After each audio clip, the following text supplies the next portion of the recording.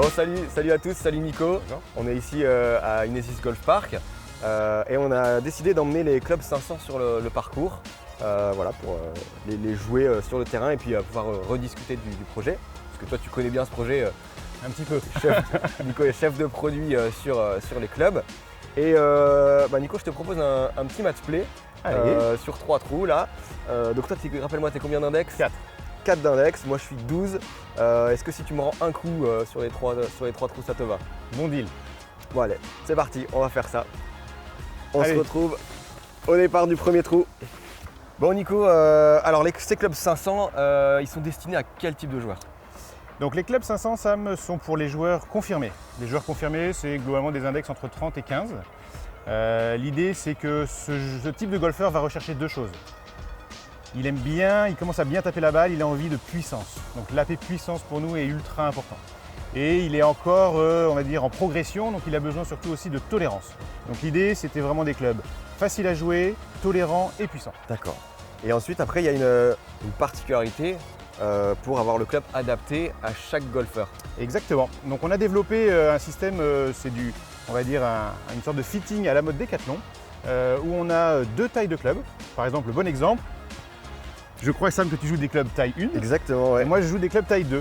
Et donc, ça permet effectivement de vendre les clubs sans genre, puisque les études prouvent qu'aujourd'hui, c'est pas ce qui est important. Important, c'est la taille et la distance poignet-sol. Exact. Vous avez effectivement, on voit une grosse différence, et donc on doit jouer des clubs différents. Et la deuxième différence, ça va être les manches qu'on a utilisées sur nos clubs.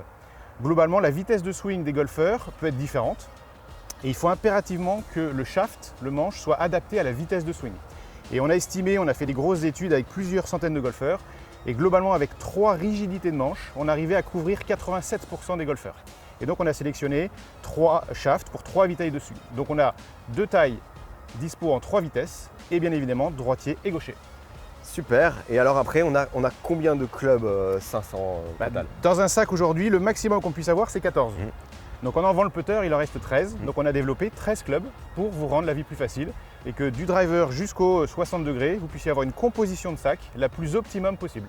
Ok, super. Bon, alors on est sur le trou numéro 5 d'Inesis Golf Park. C'est un par 4, il doit faire après quoi, 210 mètres je crois. 210 mètres. Alors qu'est-ce que tu prévois de faire toi Nico là? Là il y a deux solutions, soit de mettre un petit coup de fer devant le green, soit de l'attaquer. Mais on est là pour jouer, on est là pour se faire plaisir, c'est en mode match. Donc, on est là pour gagner, ouais. Voilà, je prends un hybride 20 degrés, le Inesis 500 numéro 3 et essayer d'attaquer le green direct. Allez, bonne partie Sam. Bonne chance à toi.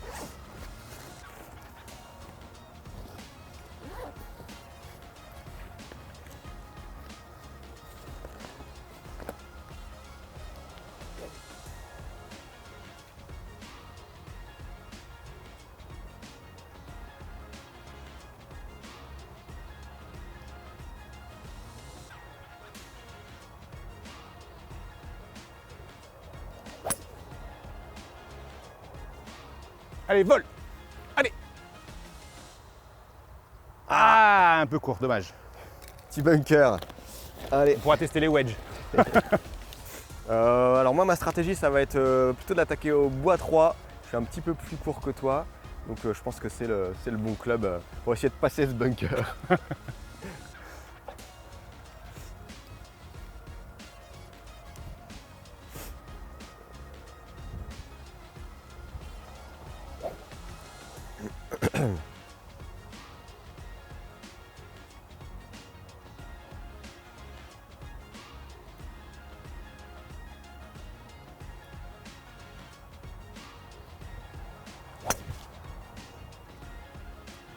Allez, avance. Ouais, bien joué Sam. Bravo. Allez. Ah, Bon. petit avantage psychologique. T'en as pensé quoi de ce petit bois 3? Bah écoute, j'ai trouvé ça plutôt efficace. Un bois 3 à 16 degrés. Hein. Exactement, l'idée, la promesse d'Inesis, c'est vraiment de rendre le golf plus facile. Donc un bois 3, par définition, c'est un club qui est assez compliqué à jouer.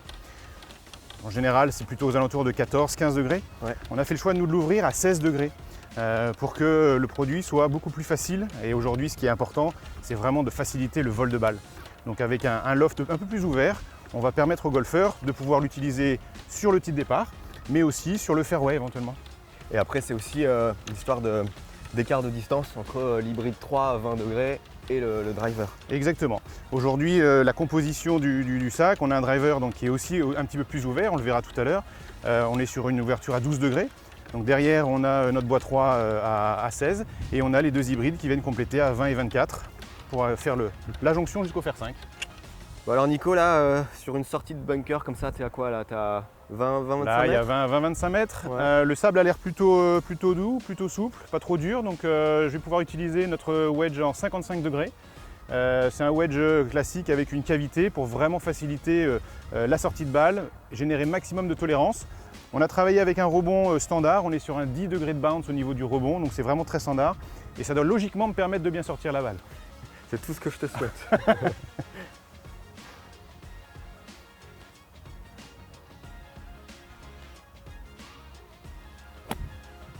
Ah, c'est pas mal ça.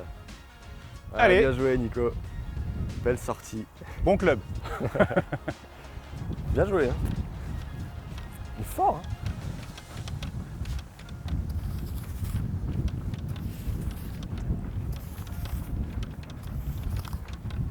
Là, je me disais qu'avec mon coup j'étais pas mal là et en fait ça va pas falloir se rater. Voilà. Globalement c'est assez plat. Je vais jouer le drapeau. Le tout c'est de trouver le bon dosage, la bonne roule pour essayer d'avoir un deuxième putt qui soit pas trop compliqué.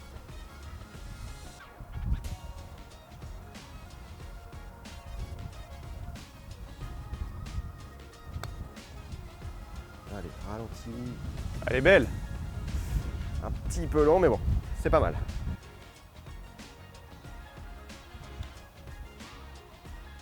Wouh! Ça marche bien ton putter. Hein. On en parlera plus tard. Bon bah du coup, petite pression quand même, il faut le rentrer.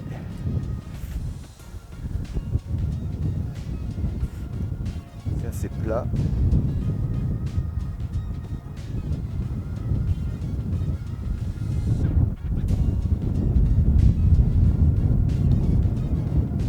Ouais, bien Allez. joué. Solide. Bravo Yes. Sam. Birdie Ouais. pour commencer, c'est bon ça. C'est pas mal.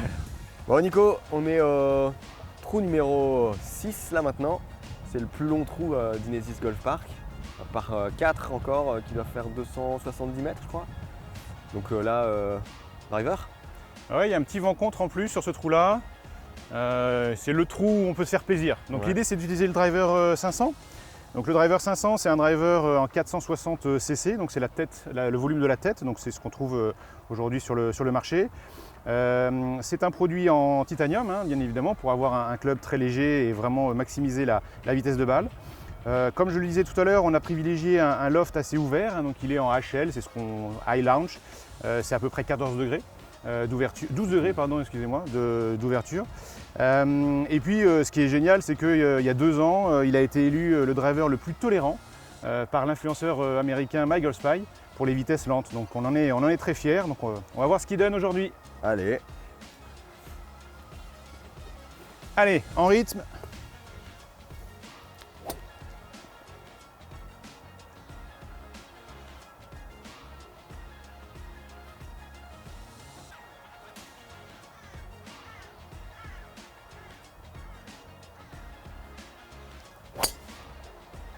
Ouais, bien joué. Ça passe ou pas, tu crois? Un petit vent contre. Décidément, je crois que j'ai ouais. bien aimé les bunkers aujourd'hui. Voilà, effectivement, le petit piège là sur ce par 4, Ouais. c'est ce grand bunker là qui est dans les Plutôt coins. un petit conseil, c'est essayer de la jouer plutôt à droite. Ouais. Je vais essayer ça, effectivement, de la garder à droite. Parce que c'est quand même plus simple pour le coup suivant.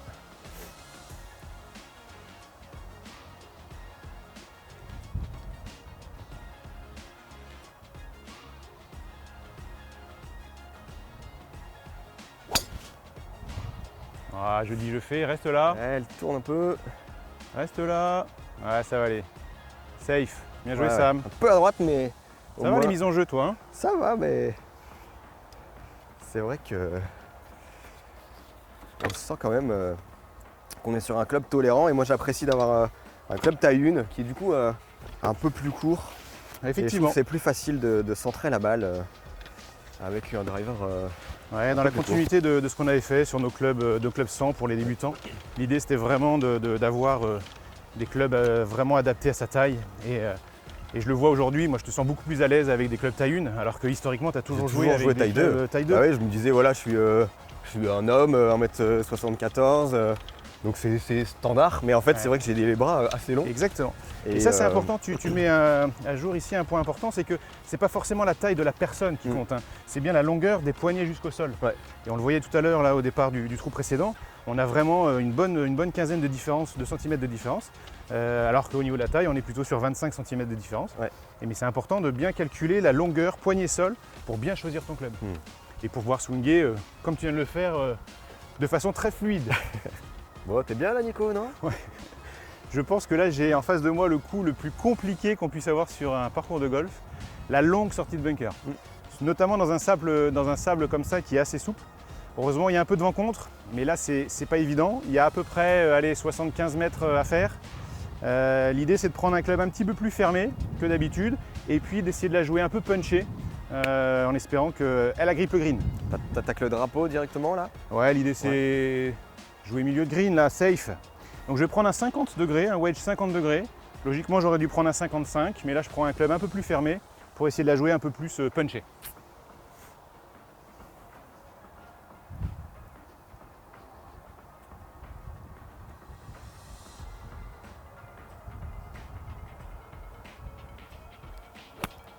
Avance.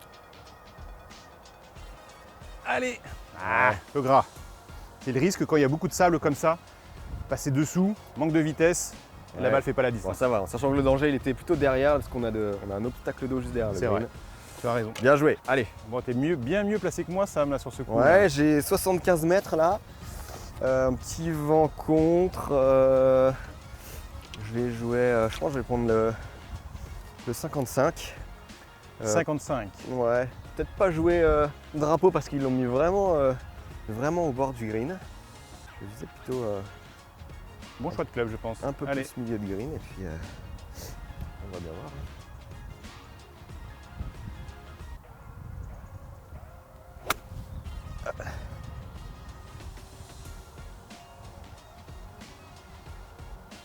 Un peu court, mais je pense que c'est bien, c'est safe, t'es sur le green.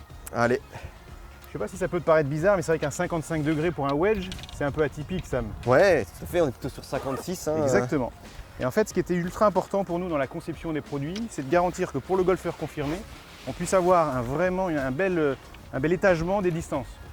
Et donc notre pitch étant 45 degrés, on estime que 5 degrés d'écart entre chaque club pour un confirmé, c'est vraiment le bon compromis. Donc on lui a fait un 50 degrés, un 55 degrés et un 60 degrés. Donc comme ça, on respecte bien l'étagement de 5 degrés qui permet globalement sur des wedges d'avoir à peu près 10-12 mètres d'écart entre chaque wedge. Et ça facilite le choix, pas besoin de savoir comment composer ces wedges avec plein de variantes. En fait là, ça simplifie aussi la vie du joueur confirmé pour le coup. Exactement, c'est vrai que trop souvent on le voit quand on va observer nos utilisateurs que la composition du sac qu'ils ont n'est pas forcément la plus adaptée. Donc l'idée avec cette préconisation de 13 clubs sur les 500 et finalement pas trop de choix au niveau des clubs, ça permet vraiment de garantir que le sac du golfeur confirmé soit vraiment bien optimisé. Bon Nico, là t'as une petite approche à jouer Ouais, un petit chip là, moi je vais prendre aussi comme toi le 55 degrés là qui me paraît plutôt pas mal. L'idée c'est d'aller faire un peu voler la balle là sur la moitié de la distance. C'est un petit peu en montée, vent contre, on va pouvoir être un petit peu agressif. Allez, il faut se mettre donné. Toi, tu es bien sur le green, pas lâcher.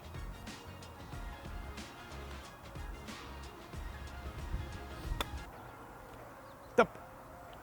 Ah, un peu trop agressif ça. Bon, moi j'ai un putt là, légèrement en montée. Allez, j'ai quoi? J'ai peut-être 6 mètres, peut-être 5-6 mètres. Le tout c'est de trouver le bon dosage pour avoir un putt de retour qui soit pas trop compliqué. Allez.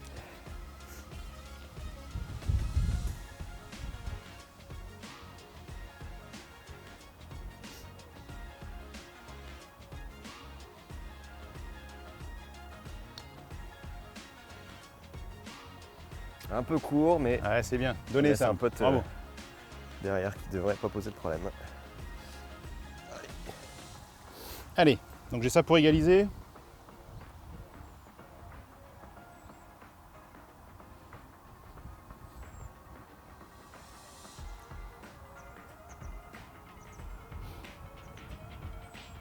Voilà, c'est ma distance.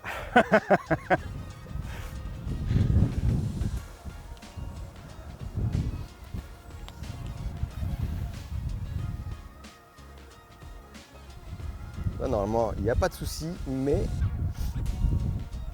ce serait déjà vu de rater un pote comme ça. Bon, C'est bien. allez, Square toujours?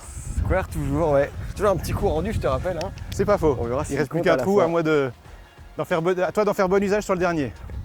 Bon, dernier trou là, de notre petite partie. On a 150 mètres là à peu près. 150 mètres avec un bon petit vent avec. Là, je pense qu'il y a au moins une canne de moins parce que le vent va nous aider à atteindre le green. L'idée, là, moi, je vais prendre un fer 8 de la série 500. Et sur le fer 8, hein, et d'ailleurs sur toutes les séries de fer, on a utilisé une technologie qui est vachement intéressante. C'est ce qu'on appelle la technologie hollow body. Et en fait, c'est des têtes creuses. C'est-à-dire qu'on a un body, donc le corps de la face, et derrière, on est venu souder la face. Ça nous permet comme ça de vraiment bien optimiser la répartition des masses. On peut vraiment mettre le poids où on veut. Et l'idée sur ce club-là, c'était de baisser le centre de gravité, d'écarter les poids de chaque côté pour vraiment maximiser le MOI du club et le rendre le plus puissant et le plus tolérant possible. Dernier trou.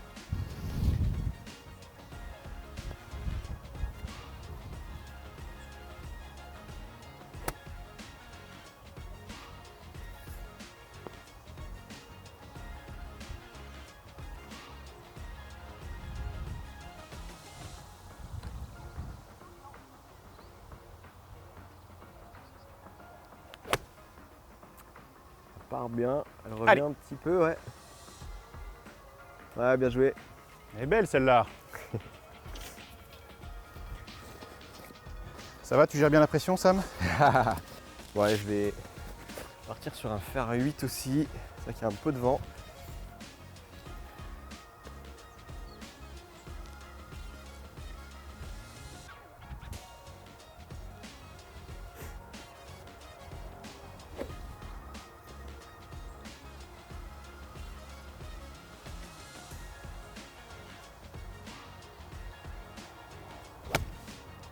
Petit peu gratté, mais Ah, ça devrait faire le chemin ça quand même. peut je le pense. faire quand même, ouais. Allez. Ouais, ça Ouais, va. Ouais. super, Un bravo. petit peu de chance. Bien joué. Merci. Bien gérer la pression. Tu sais pas que la boire en fait. J'en bois même pas en plus.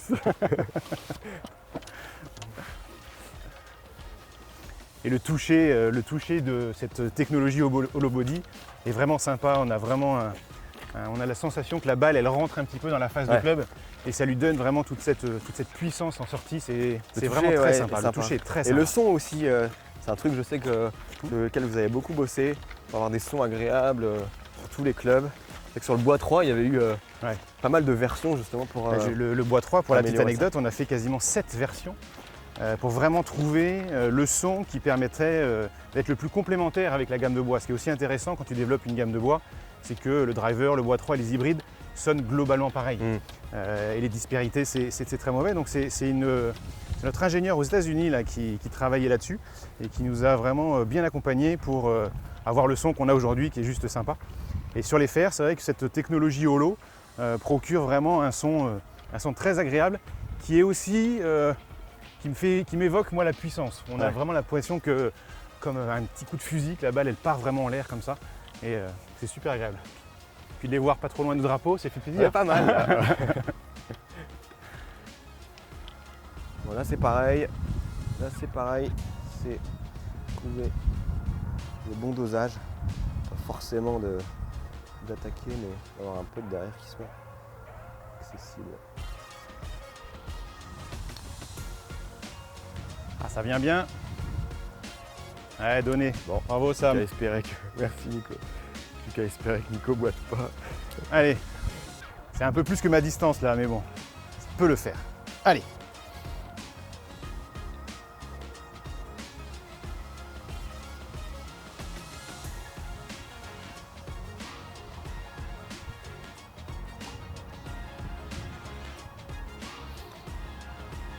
Ah, elle part à droite. Dommage.